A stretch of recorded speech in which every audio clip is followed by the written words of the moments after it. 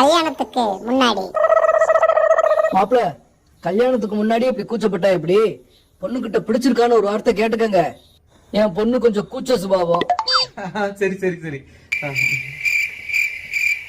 எங்க உண்மையாவே உங்களுக்கு என்ன பிடிச்சிருக்கா?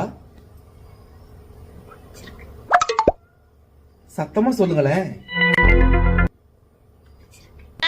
ஐயோ, கொஞ்சம் சத்தமா தான் சொல்லுங்களேன்.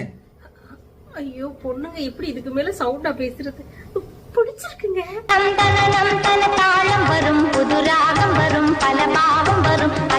கல்யாணத்துக்கு அப்புறம்